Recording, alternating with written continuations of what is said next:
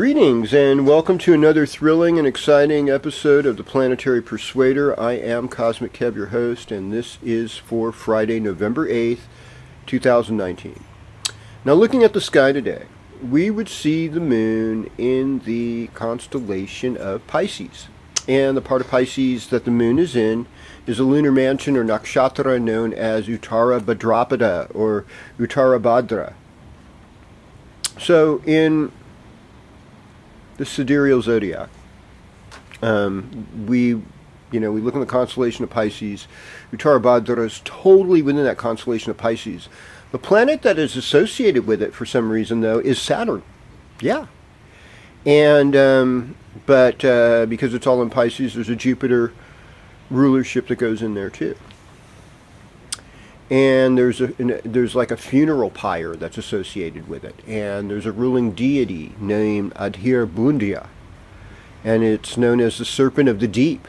And it's in reference to the celestial skies, the depths of the skies, and all that's in it. And part of the Bhadra or Bhadrapada, Purva Bhadrapada, Uttara Bhadrapada is the funeral pyre.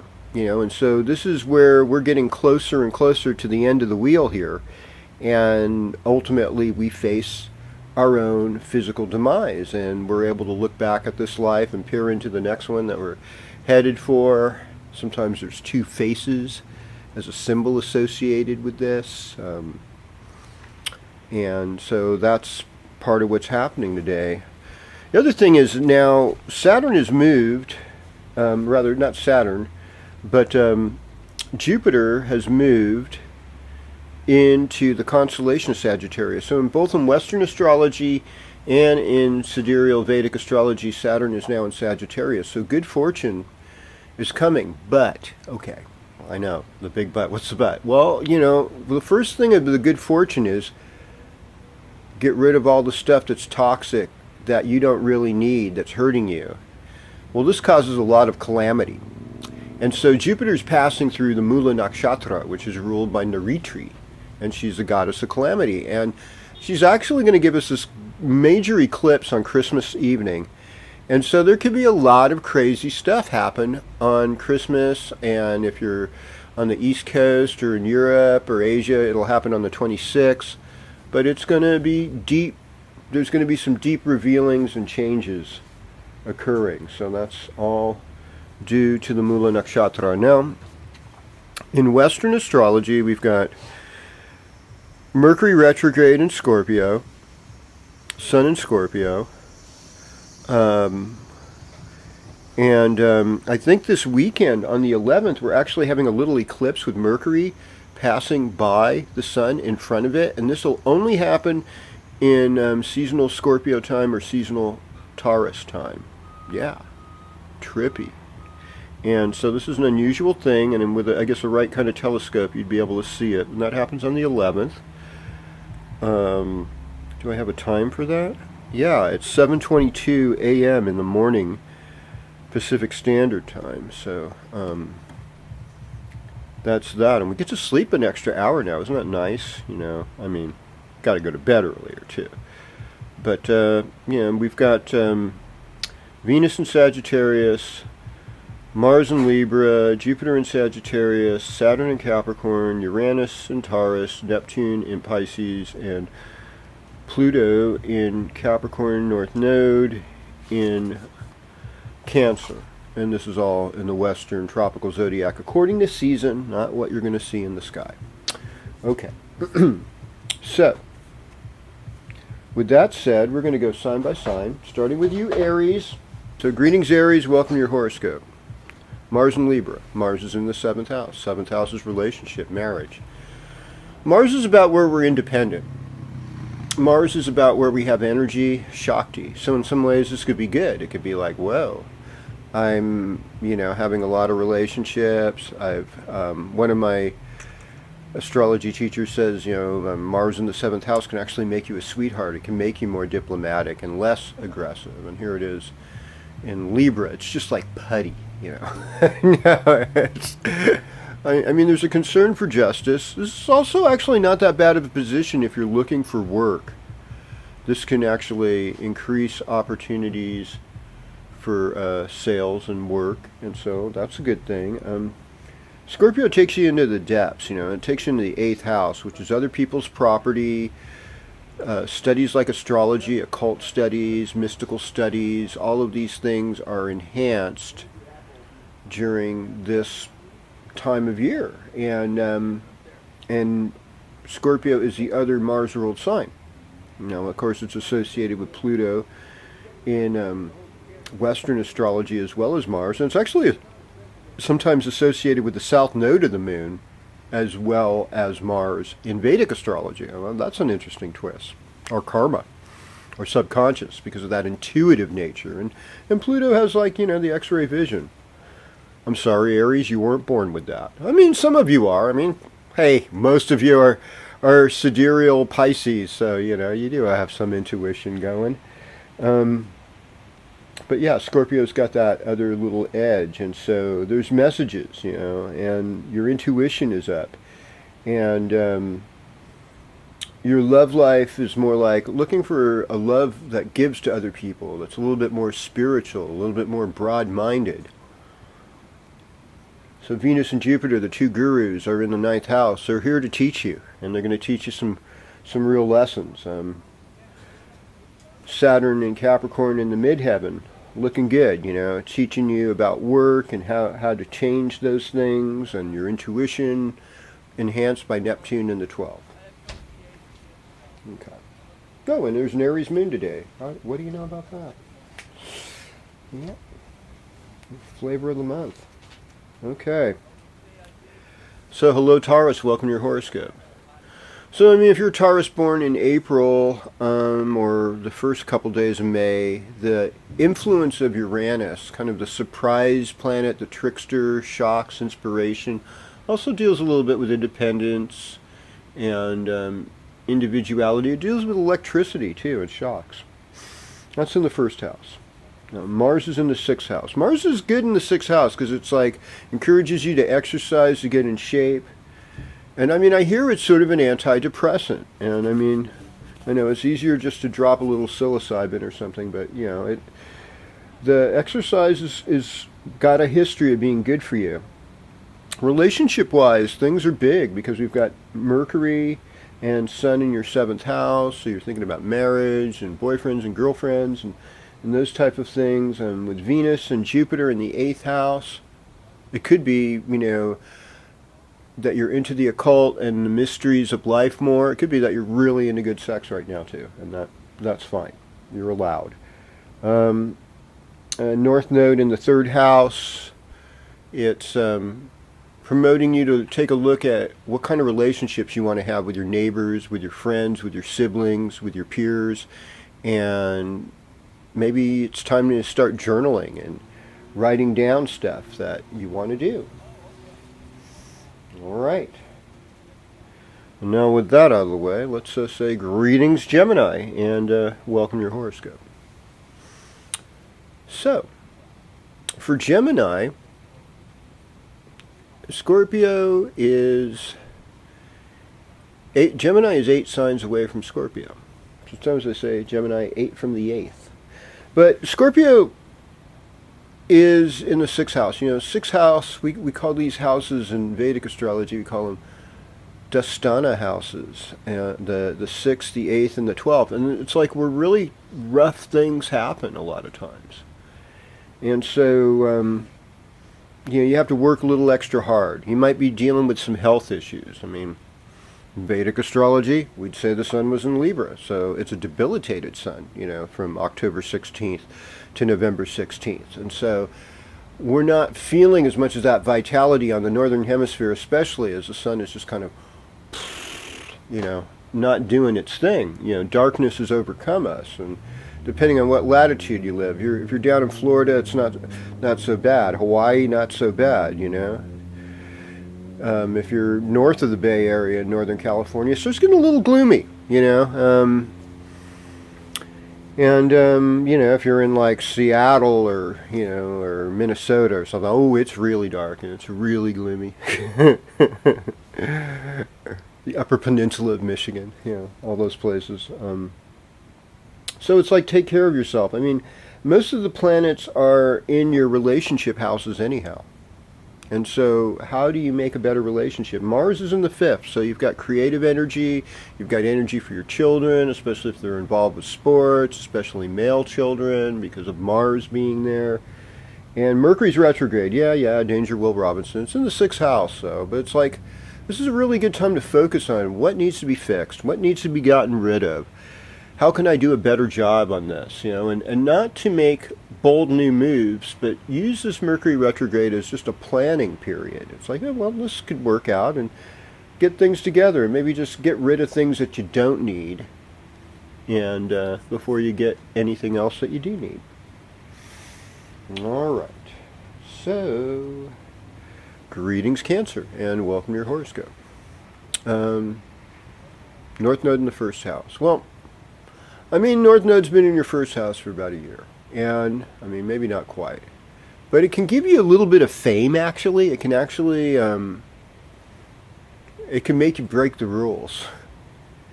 And I imagine that in relationships, this has been pretty stressful, because we have South Node in the seventh house, along with Saturn, and along with Pluto. And so there's been a lot of just kind of change in the relationship field. Maybe some of it's good, maybe some of it's exciting, it needed to happen, and it's hard to say, when a catastrophe happens that could be avoided, that needed to happen, but it did, because it did. And God is still in the control, and reality, as one of my psychological friends put it, is God. Reality is God, and the more we can be aligned and okay with reality, the closer we are to God. That works for me. I'm okay with that. Mars in the fourth house would be like buying or selling a car, perhaps, sometimes moving. Sun and Mercury in the fifth house is kind of a fun time of year for Cancer. Cancer does really good in Scorpio time, so things are, they're happy, they're celebratory, but, there could be some things not working. There might be suffering from water retention, or some other kind of, runny nose, physical ailments. And, this weekend is about getting out in the public, doing your thing. You might have some exciting social group you're involved with. That's about it, That's enough of that. Enough of that for now. Well, hello, Leo, and welcome to your horoscope. And, yeah. Anyhow, Scorpio time is kind of a scary time for Leo, because it's like a sign that could put out your fire. But it's the fourth house. It's actually a sign you feel really comfortable with. It's ruled by Mars, and Mars helps do what the executive things that the sun wants done for them. So, it's like every Leo needs good Aries and Scorpio friends. It helps. And in a way, since Scorpio is a different element, the water element, and it's got that added little Pluto kick to it, becomes a very valuable ally to Leos right now. So befriending these people, maybe giving a birthday gift or something, it's probably really a good thing to do. It's probably going to help you in the long run, and your love life is percolating, because there's Jupiter and Venus in the fifth house, so the relationship with your children has gotten better. So that's all like happy news, and I'm glad to see you happy for a change. It's like, well, this is great. Happy's my favorite flavor, and it should be a really fun weekend this weekend. If you're traveling, everything should go good. Tell me all about it. Share the video. Tell me in the comments what's happening to Leo. Okay. Greetings, Virgo. Welcome to your horoscope. The Scorpio time puts you in the third house. Third house is working with your hands. It's neighbors, it's friends, it's siblings. It's people that you grew up with oftentimes, especially younger siblings. And it's deciphering information. And it's sort of the house where we're like perpetually adolescents. There's a certain kind of thing about the third house being somewhat symbolic of high school and college years, and the ages of 14 to 21, and how we're just developing ourselves into from these wily adolescents to okay young adults. How do we move this energy forward? And part of it is by being creative.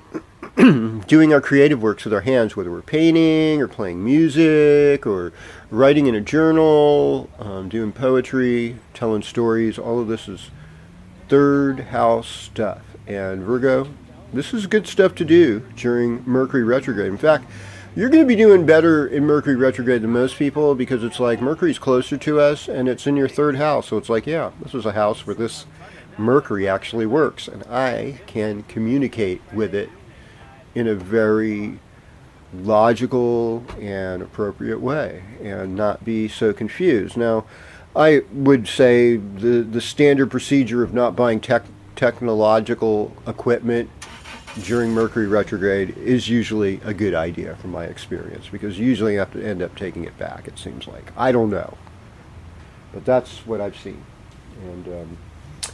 And so it looks like, when the moon goes into Taurus, and I didn't even talk about this on Sunday afternoon. We've got a full moon early Tuesday morning at 5:34 a.m. and it's in the constellation of Aries, in this lunar mansion called Bharani, which is ruled by Venus, and its ruling deity is Yama, the god of death. And so that's going to be in your ninth house. So you're going to get some lessons in this full moon, Virgo. Some guru lessons. It's going to be good. It'll be lessons about your obsessions, and maybe even lessons of love. This could bring a higher love to you. Wouldn't that be nice for Virgo to get a higher love? I'd like to see it. Okay. Greetings, Libra. Welcome to your horoscope. So you've had Mars in the first house, which is, it's about energy and independence. And you're a partnership-oriented person, but you can move independently. You can take on what you want to take on. And Mars gives you a certain sense of vitality and virility and happiness. And so something happy is about to happen to Libra. And with communication, you got to be careful with Mercury and the Sun this week. It's like you don't want to burn somebody out with the truth they can't see. It's good to be honest, but sometimes there's some dangerous truth. Venus and Jupiter in the third house. It's like, oh, all's well in the neighborhood. All should be good with your brothers and sisters. At home. There's some limits with Saturn, South Node, and Pluto.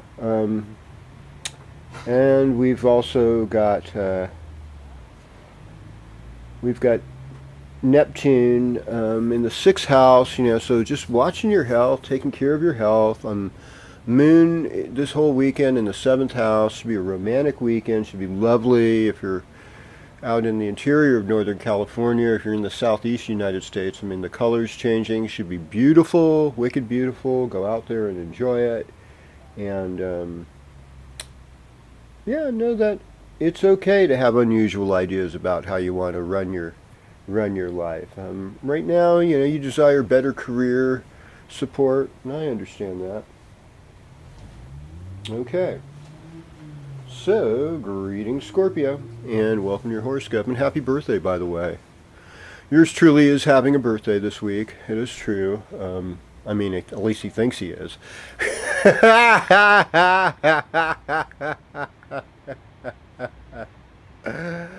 Anyhow, full moon in Taurus in your seventh house this week. Monday night, Tuesday morning. The Bharani Nakshatra. That could be good leaven for those of you Scorpios that have partners and people to love you, or you could be ones like me that's just like, well, you're high and dry because you don't want to play the game. You want to do it, but you don't want to just do it with just anybody. It's kind of weird. When you're, I mean, in high school or junior high, doing it with anybody is sort of like a status symbol for young men. I get that. I understand that. But for older men, no, no, no, no. We do not do that. Mm-mm. That is a fail. So, money is coming to you, Scorpio. It seems like financially you're doing a lot better. And you've got a message. You're thinking clearly. And things are going to get better. I see this overall improvement this week. Like a lot of the darkness is going to get lifted out with this full moon, and you're going to just feel every day a little bit better, one step better. One step better. Okay. Let's move on over to Sagittarius. Well, greetings, Sagittarius. Welcome to your horoscope. Now Saturn is in the second house and with the south node. So, whether you're striking it rich or you're having a lot of bills to pay, I mean, this is partly due to just the karma and the nature of karma. And this too will pass. I mean, Jupiter and Venus in the first house, you're looking good. I mean, you're having all kinds of friends and people want to see you. You're more popular than ever. And that's a good thing. And there's messages and dreams for you. I mean, you don't want to go off half-cocked because, I mean, you're still going through a 12th house transit with the sun. It's easy to be part of your own undoing while the sun's transiting the house of losses, as it says sometimes. So, and sometimes we can think of ourselves, the best thing to do, I find, in 12th house transit is go to a place in nature where you can be really quiet and alone. A place that's just sort of exotic. Maybe you haven't been there before. It'd be so nice. And yeah, that would be so good. And I'm excited for you. It seems like you might be going to sports games and enjoying an active social life. Okay. Greetings, Capricorn, and welcome to your horoscope. So, I mean, the thing is for Capricorn, is Scorpio time is about the party. It's about the social life. It's about helpful friends. Sometimes it's even about older siblings and about politics. Like I've noticed a lot of people who have things in the 11th house are really actively involved in politics and social stuff. I know there's some people who say I'm not into politics or whatever, but you live in a world and there's politics affecting you regardless of your arrogance to say, I'm so cool because I'm not into politics. It's like, whatever. It's you're just letting the worst people run your life because you don't care, and that's fine.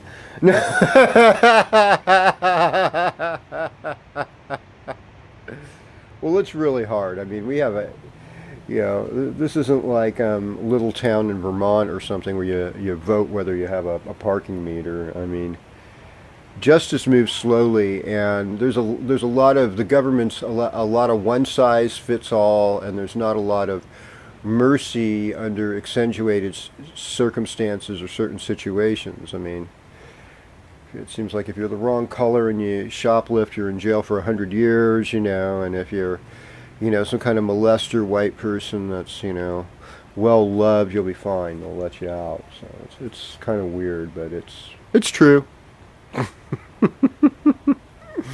Yeah. And let's see. What do you got going down, Capricorn? I mean, Saturn, that's your planet. And, it's in its own sign with Pluto, with the South Node. So it's like, how much karma and change can you handle? I mean, especially if you're born like probably around the 7th of January, 8th, 9th, 10th. I mean, I see a lot of these people doing really good, though. In even in this transit. Like, they're doing really good for themselves, and so I imagine you are, and you got good friends right now, and the full moon should be really sweet for you because it's going to be in your 5th house, so it should bring more joy. I should have a full moon party. It'd be so fun. Okay. All right. Well. Greetings, Aquarius, and welcome to your horoscope. Yeah, that's you. Scorpio time is about your career. It's about you showing your talents and skills, and so with Mercury there, intelligence is one of the things you're known for. Also, innovation. You're able to invent things, and you have sort of this natural gearing towards mechanics and architecture, carpentry, a lot of fix-it, a lot of innovations, a lot of ability to take a bad situation and turn it into something better is one of Aquarius's things. And they also help people that are down and out because they want to be inclusive. I love that about them. You know, things in your own home front might be a little bit up in the air with Uranus there. And I mean, you're dealing with your karma. You're dealing, some of the bad karma is getting lost, you know, and you're moving forward, and your talents and skills are being seen, and it's not a bad thing. All right. Finally, last but not least, Pisces, welcome to your horoscope. Scorpio time is a wonderful time for Pisces. The two most intuitive water signs, you know, it's ninth house, so this is a time of good fortune, this is a time of good luck for you. Your midheaven has Jupiter and Venus, you're looking good, you're seeming very intelligent, expansive, wealthy, all of these things are showing, you're spiritually sensitive, you've got... you're able to organize other people to help with the difficult challenges that are happening in the world. Just like that fire we had a couple weeks ago, over once again in Sonoma County. Once again, PG&E. You know, somehow they managed to charge, you know, people in California double what they do in most states for energy, and have a fail, you know, in their distribution. It's super sad, and you know, it's all because of stockholders and greedy rich people, but you know, greedy rich people run the world, so we're supposed to be happy with that. I don't know, Pisces, if you can do anything about that. You know, the weekend looks good for you as far as like making money goes. Full moon, good time to gather with friends, gather with siblings, and you know, the rest of the week just kind of take care of your home stuff as much as you can. Take care of family issues. It seems like a lot of your talents and your abilities are being seen and they're wanted. And that makes for a good week, you know. Jupiter and Venus, even though they're not necessarily friends with each other, they bring on a benefic energy that is in your public life. So get out there. Don't stay home. Let other people reward you. Really not too much to say. We talked about Mercury passing the Sun this week on the 11th, early in the morning, 7:22 a.m. And then the full moon in Bharani Nakshatra in the constellation of Aries, but in the western sign of Taurus, when we, not what we look in the sky, but just how we seasonally judge ourselves by sun signs. This is KozMcKev of the Planetary Persuader. No judgment here. Like, share, ring the bell. I love your comments. I appreciate you. Thanks for being here. We'll do this again next week.